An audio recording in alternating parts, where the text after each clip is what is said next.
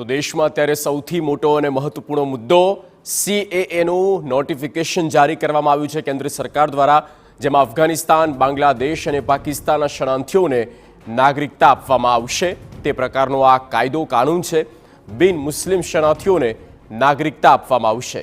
3 દેશના 6 લઘુમતી ધર્મના શરણાર્થીઓને નાગરિકતા મળશે, જેમાં હિન્દુ, શીખ, બૌદ્ધ, જૈન, પારસી અને ખ્રિસ્તી ધર્મના શરણાર્થીઓને નાગરિકતા અપાશે.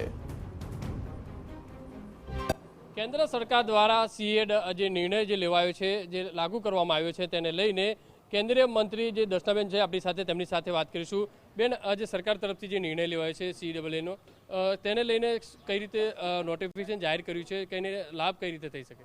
કેન્દ્ર સરકારે આજે હમણાં જ ગૃહ મંત્રાલય દ્વારા જે નોટિફિકેશન બહાર પાડ્યું છે, એમાં બૌદ્ધ, જૈન જે નાગરિકો જે અફઘાનિસ્તાન, બાંગ્લાદેશ અને આજુથી 3 રાજ્યો દેશના લોકોને ભારત દેશની અંદર નાગરિકતા કરવા માટે એપ્લિકેશન કરવાની રહેશે અને એ લોકોને ભારતની નાગરિકતા મળશે. એટલે એ જે કંઈ ભારતીય જનતા પાર્ટીના મેનિફેસ્ટોની અંદર જે આપણે કંઈ વચનો આપ્યા હતા, તે વચનો હવે સરકાર પૂરા કરી રહી છે. એક પછી એક જે મોદીની જે ગેરંટીની જે વાતો ચાલી રહી છે, કે એક પછી એક જે નિર્ણય લેવામાં આવી રહ્યા છે, જાહેરાતો કરવામાં આવી છે, તેને લઈને અસરકારક કઈ રીતે દેશભરમાં?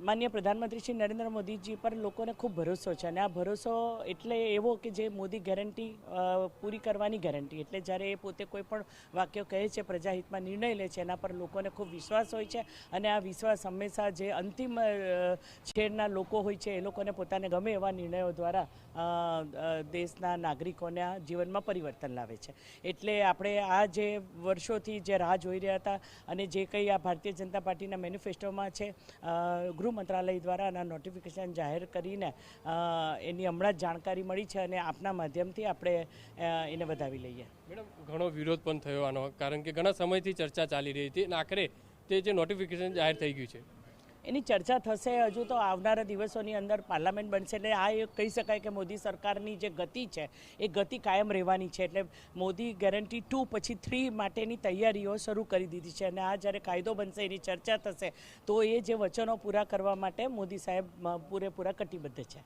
જે રીતે દર્શનાબેને કહ્યું તે પ્રમાણે CAAનું જે રીતે નોટિફિકેશન જાહેર કર્યું છે, તેને લઈને આવનારા દિવસોની અંદર સરકાર દ્વારા જે ચર્ચા વિચારણા કરશે, અને આવનારા દિવસોની અંદર વધુ નોટિફિકેશન જે છે જે જાહેર કરવામાં આવશે. કેમેરામેન સંજય ચંદ્ર સાથે બલદુ સુથાર, TV9 સુરત.